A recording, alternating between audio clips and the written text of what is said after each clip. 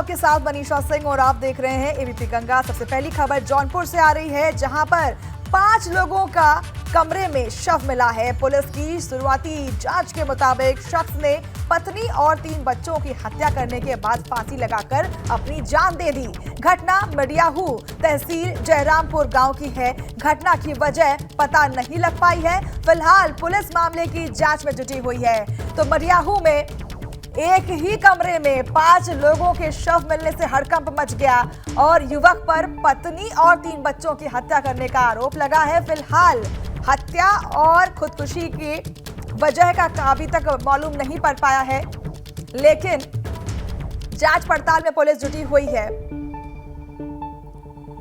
पत्नी और बच्चों की हत्या करने के बाद खुद को फांसी लगाकर जान दे दी एक युवक ने। युवक पर पत्नी और 3 बच्चों की हत्या करने का आरोप भी है और साथ ही साथ हम आपको बता दें कि एक कमरे में ही 5 शव मिले हैं। और आप तस्वीरों में देख सकते हैं कि प्रशासन वहां पर मौजूद है और तफ्तीश की जा रही है। जौनपुर की एक घटना है जहां एक ही परिवार के 5 लोगों की मौत हो गई और इन 5 शवों को एक ही कमरे से बरामद किया गया है। पत्नी बच्चों की हत्या के बाद खुद भी फांसी लगाई। युवक पर अपने बच्चों और पत्नी की हत्या करने का आरोप लग रहा है, जिसके बाद उस शख्स ने खुद भी फांसी लगाकर अपनी जान दे दी। तो जौनपुर से यह खबर आ रही है, जहां एक युवक ने अपने आप को फांसी लगा ली, लेकिन उससे पहले अपनी पत्नी और 2 बच्चों की हत्या कर दी। हालांकि अभी तक पता नहीं लग पाया है कि आखिर इन मौतों के पीछे वजह क्या रही, लेकिन अभी पुलिस जांच पड़ताल में जुटी हुई है।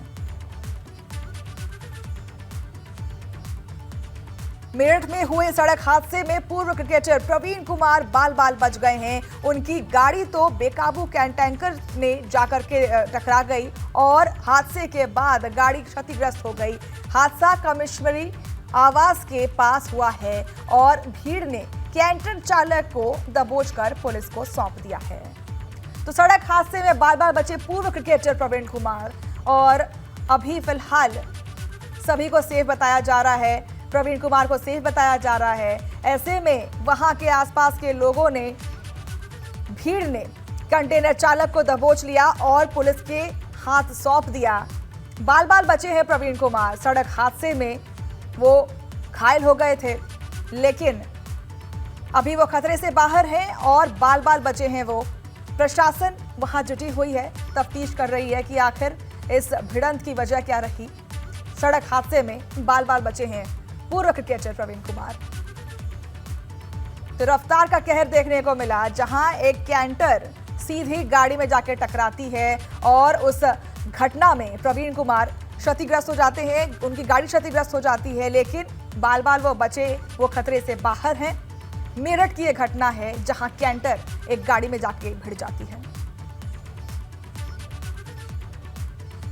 गंगा नदी के बीच खाली जमीन पर पहुंचे कांवड़िए अचानक पानी बढ़ने से बुरी तरह से फंस गए। गनीमत रही कि मौके पर मौजूद जल पुलिस ने त्वरित कार्रवाई करते हुए चारों कांवड़ियों को बचा लिया है। हरिद्वार में बड़ी संख्या में कांवड़िए पहुंच रहे हैं। पुलिस ने रस्सी लगा रखी है और बार बार रस्सी पार नहीं करने की अपील कर रही है, लेकिन फिर भी लोग रेलिंग बांधकर गंगा में स्टंट करते हुए नजर आ रहे हैं। तो भरी तादाद में गंगा नदी में डुबकी लगाने के लिए हरिद्वार में दूर दराज से कांवड़िए पहुंच रहे हैं और वहां पर जो प्रशासन है वो बार बार लोगों से अपील कर रहा है कि जो बनाए गए सेफ जोन है उसको ना फांद दें, लेकिन कांवड़िए बाज नहीं आ रहे हैं। वो फिर भी स्टंटबाजी से बाज नहीं आ रहे हैं और जिसका खामियाजा कुछ लोगों को भुगतना पड़ रहा है। आप देख सकते हैं तस्वीरों में किस तरीके से त्वरित तौर पर कांवड़िए को बचाया जा रहा है।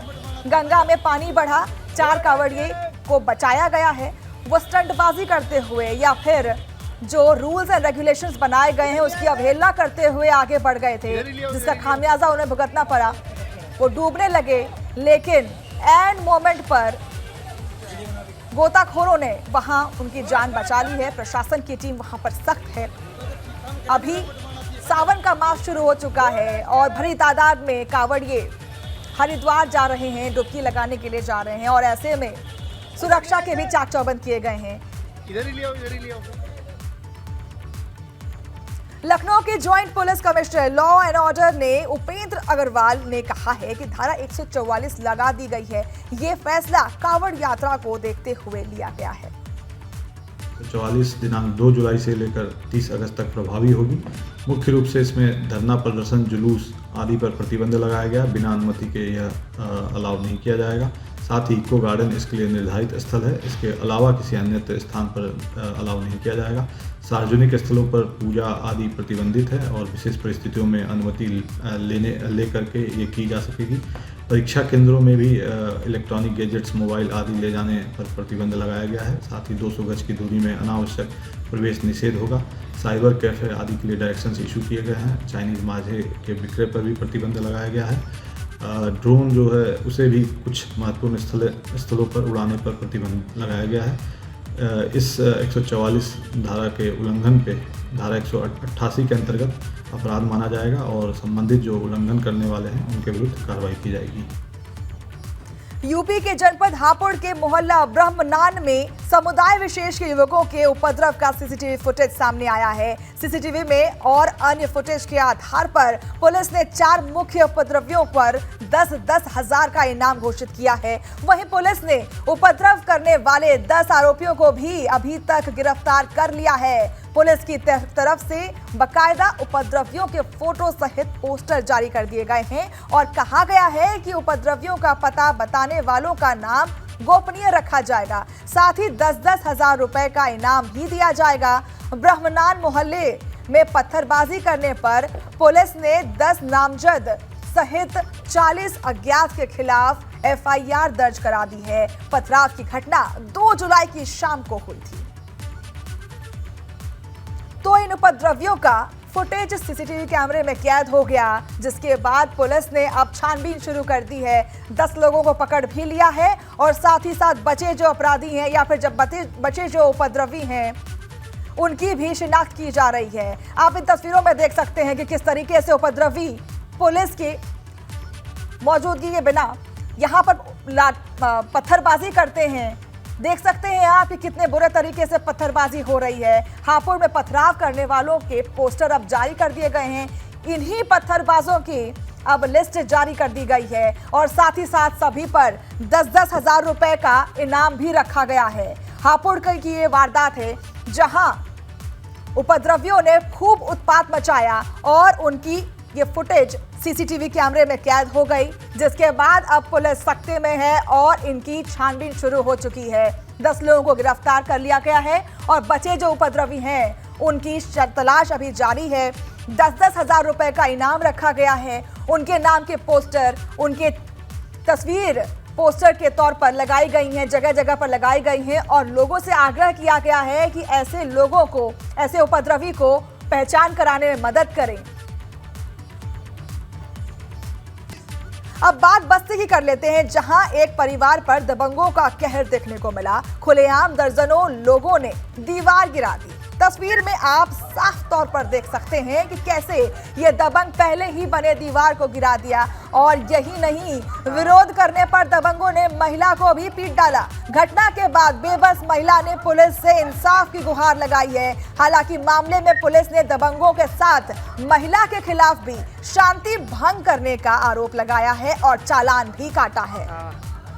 तो दबंगों ने दीवार गिरा दी, महिला को भी साथ में पीटा। परिवार पर दबंगों का कहर देखने को मिल रहा है। दर्जनों लोगों ने गिराई दीवार और साथ ही साथ महिला को भी पीटा। लेकिन यहाँ पे प्रशासन ने दबंगों के साथ साथ महिला के ऊपर भी कार्रवाई की। महिला के साथ भी कार्रवाई हुई, जिसमें चालान महिला की भी काटी गई है।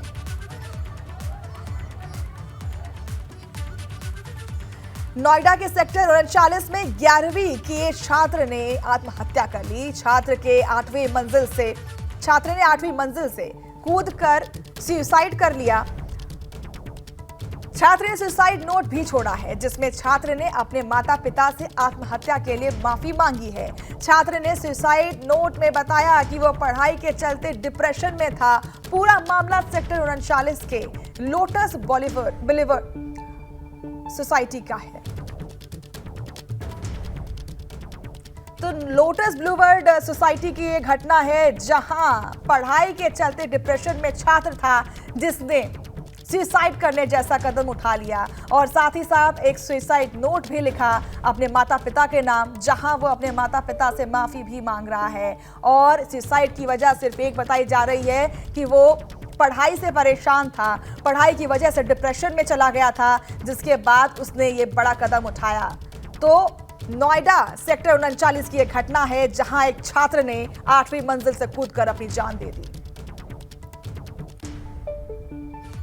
और वहीं जल्द ही यूपी में चेहरे, कदकाठी, बोलचाल, हाव भाव अपराधी पकड़े जाएंगे। इसकी वजह से यूपी पुलिस जल्द ही आर्टिफिशियल इंटेलिजेंस आधारित क्रिमिनल डेटा सिस्टम खरीदने जा रही है। इसकी कीमत करीब 3 करोड़ बताई जा रही है। 4 कंपनियों ने ऐसा सिस्टम बेचने की रुचि दिखाई है। इसके साथ ही ये सिस्टम फोन कॉल की आवाज से अपराधी को पहचान लेगा। अभी तक सिर्फ तेलंगाना पुलिस के पास ऐसा क्रिमिनल डेटा सिस्टम है, तो जल्द ही अब उत्तर प्रदेश की पुलिस के पास एआई आधारित क्रिमिनल डेटा सिस्टम होगा और चेहरा, कदकाठी, बोलचाल, फोन कॉल या फिर हम कहें आवाज से अपराधियों तक पहुंचा जा सकेगा। फास्ट ट्रैक अपराधियों तक पहुंच सकेंगे और यूपी पुलिस खरीदेगी आर्टिफिशियल इंटेलिजेंस आधारित क्रिमिनल डेटा सिस्टम और जल्द ही उत्तर प्रदेश की पुलिस इस एआई सिस्टम से लैस होगी, जिसकी वजह से अब अपराधियों तक पहुंचना आसान हो जाएगा। अभी तक सिर्फ तेलंगाना पुलिस के पास ऐसी सिस्टम है, लेकिन अब जल्द ही उत्तर प्रदेश की पुलिस के पास भी artificial intelligence criminal data system होगा, जिसकी वजह से अब अपराधियों को जल्द ही पकड़ लिया जाएगा। वहीं यूपी में योगी सरकार बड़ा बदलाव करने की तैयारी में जुटी हुई है। योगी सरकार आजादी के पहले से लागू अंग्रेजों के 138 कानून हटाने की तैयारी में है। इन कानूनों को हटाने को लेकर राज्य विधि आयोग से सुझाव मांगे गए हैं। इसके साथ ही सभी विभागों के प्रमुख सचिव से राय भी मांगी गई है। आपको बता दें कि यूपी के 40 से ज्यादा विभागों में आजादी से पहले के कानून लागू हैं, जिसे अब हटाने की कवायद शुरू हो गई है। तमाम मीटिंग्स हो रही हैं और विभागों के प्रमुख सचिव से राय मांगी जा रही है कि अगर ये संशोधन होते हैं इन कानून में तो किस तरीके से की जाए, कार्यशैली क्या रहेगी, इसकी विचारधारा क्या रहेगी। इन सब के ऊपर मीटिंग हो रही है और प्रमुख सचिव से राय मांगी जा रही है। अब आजादी से पहले के 138 कानून को हटाने की तैयारी शुरू हो चुकी है। उत्तर प्रदेश सरकार की तरफ से ये कवायद शुरू हुई है, जहां 138 कानून को हटाने की तैयारी हो रही है और यूपी के 40 से ज्यादा विभागों में आजादी से पहले के कानून लागू हैं, जिसे अब हटाने की तैयारी कर ली गई है। और अब उत्तर प्रदेश की सरकार इस कवायद में जुट चुकी है। तमाम मीटिंग्स किए जा रहे हैं और विभागों के प्रमुख सचिव से राय भी मांगी जा रही है, ताकि संशोधन में कोई परेशानी ना हो और इन कानूनों के क्या फायदे और नुकसान हो सकते हैं उसके बारे में भी सोचा जा रहा है, विचार विमर्श किया जा रहा है तमाम प्रमुख सचिव के द्वारा। तो ये बड़ी खबर आपके सामने।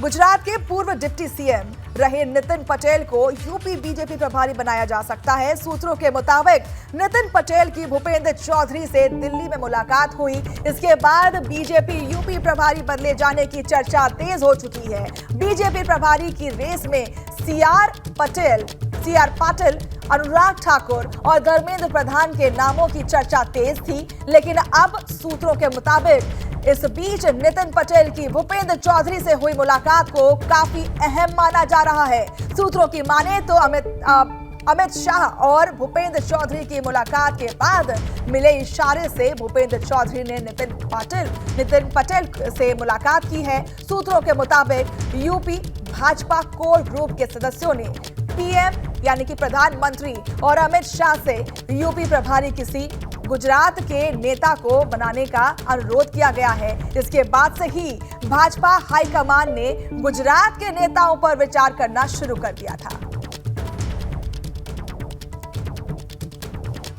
वहीं लिव इन रिलेशनशिप को लेकर इलाहाबाद हाईकोर्ट ने अहम फैसला दिया है। हाईकोर्ट ने कहा है कि लिव इन रिलेशनशिप के नहीं, लेकिन हम अवैध संबंधों के खिलाफ है। इसके साथ ही अदालत ने दूसरे पुरुष के साथ लिव इन में रह रही शादीशुदा महिला को पति से खतरे पर पुलिस सुरक्षा देने से इनकार कर दिया है। कोर्ट ने अपने फैसले में कहा है कि सामाजिक ताने बाने की कीमत पर अवैध संबंधों को पुलिस सुरक्षा नहीं दे सकती और अवैध संबंध रखने वालों पर सुरक्षा देने का मतलब है कि अवैध लिव इन रिलेशनशिप को मान्यता देना। शादीशुदा महिला ने अपने पति से खतरा बताते हुए सुरक्षा की मांग की गई थी, जिसे अब अस्वीकार किया गया है। उनका कहना है कि अगर शादीशुदा महिला जो लिव इन रिलेशनशिप में रहती है उसे सुरक्षा अगर दी जाती है तो अवैध लिव इन रिलेशनशिप को मान्यता देना जैसा हो जाएगा।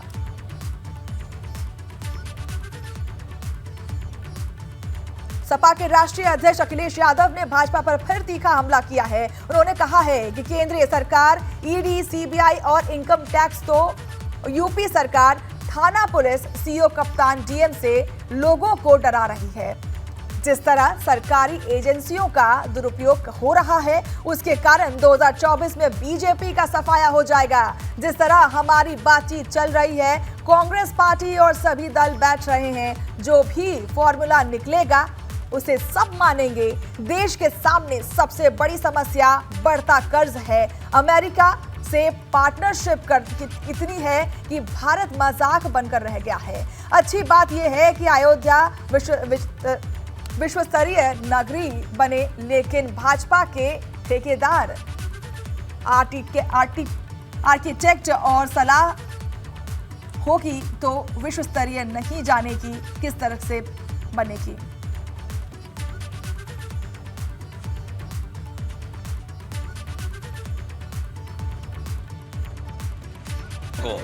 ये भारतीय जनता पार्टी कभी कभी समाजवादियों को बहुत बुरा भला कहते हैं, लेकिन मैं आज आपके सामने बड़ी जिम्मेदारी के साथ कह के जा रहा हूं और उसका आप निकलवा लेना रिकॉर्ड भी। सबसे बड़ी भूमाफिया पार्टी अगर कोई है तो भारतीय जनता पार्टी है। आप अयोध्या की रजिस्ट्रियाँ चेक कर लो, गोंडा की रजिस्ट्रियाँ चेक कर लो, गोरखपुर की रजिस्ट्रियाँ चेक कर लो, लखनऊ की रजिस्ट्रियाँ चेक कर लो, बस्ती की रजिस्ट्रियाँ चेक कर लो। सबसे ज़्यादा ज़मीनों पर खेल किसी ने किया तो भारतीय जनता पार्टी है। भारतीय जनता पार्टी जब से सत्ता में आई है सबसे बड़ी भूमाफिया पार्टी बन गई है। देखिए, ये कोई नई चीज़ नहीं है। ईडी, सीबीआई, इनकम टैक्स ये दिल्ली की सरकार कर रही है, और अगर यूपी की सरकार देखोगे तो थाने की पुलिस, सीओ साहब, एडिशनल पुलिस कप्तान, जिलाधिकारी ये काम करते हैं चुनाव में। ये डरा करके दुनिया में लोकतंत्र में आवाज़ें उठी हैं। जहाँ कहीं भी दबाया गया है, लोग दुगनी रफ्तार से, दुगनी ताकत से बाहर निकले हैं। और मैं आपको भरोसा दिलाता हूँ, ये जो जितनी भी ईडी, सीबीआई, इनकम टैक्स और इस तरह से परेशानी पैदा की जा रही है, वो साबित कर रहा है कि भारतीय जनता पार्टी कमज़ोर हो रही है। और आम जनता ये जानती है कि बीजेपी जब हारने लगती है, बीजेपी जब कमजोर हो जाती है तो ऐसी संस्थाओं को आगे कर देती है। तो रायबरेली से खबर आ रही है, जहां खराब सड़क को लेकर कांग्रेस ने हल्ला बोल दिया है। सड़क पर गड्ढों को लेकर आए दिन हादसों के विरोध में प्रदर्शन किया गया और कांग्रेस ने पीडब्ल्यूडी अधिकारियों को हादसे का जिम्मेदार बताया। कांग्रेस कार्यकर्ताओं ने कहा कि शिकायत के बाद भी पीडब्ल्यूडी विभाग ने अब तक सड़क की मरम्मत नहीं की है। तो कांग्रेस का विरोध आप साफ देख सकते हैं। अधिकारियों पर लापरवाही का आरोप लगा है। खराब सड़क को लेकर कांग्रेस का हल्ला बोला आप देख सकते हैं। पीडब्ल्यूडी विभाग के हादसों का जिम्मेदार बताया गया है कांग्रेस का हल्ला बोल। और देख सकते हैं किस तरीके से कार्यकर्ता तस्वीरों में किस तरीके से गड्ढों पर धान उगाते दिख रहे हैं।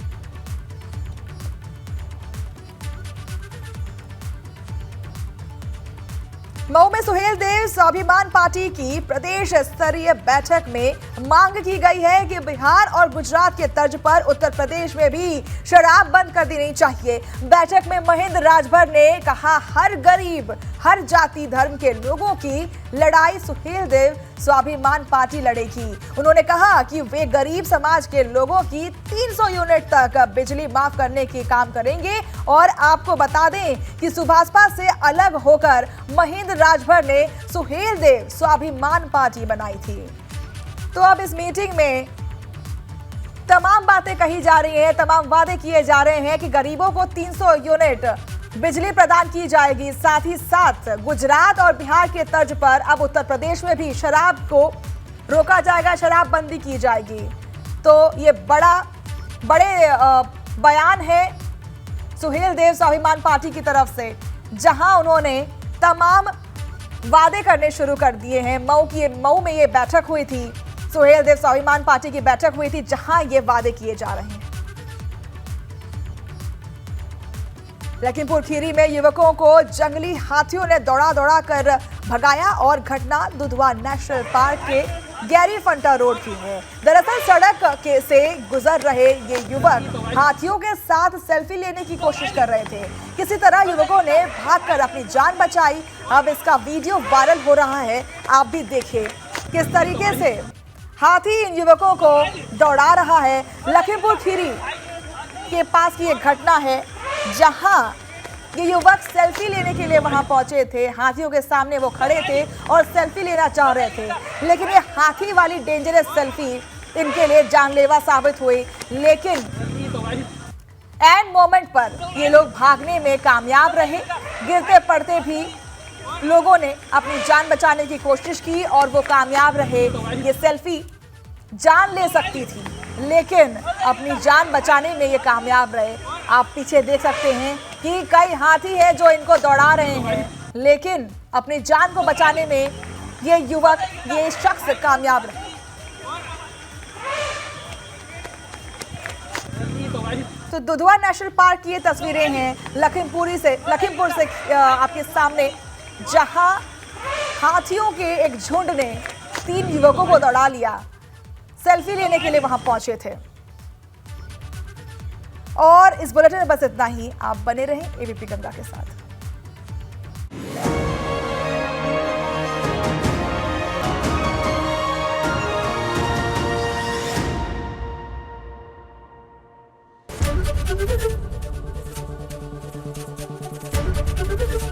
एबीपी गंगा, खबर आपकी, जुबान आपकी।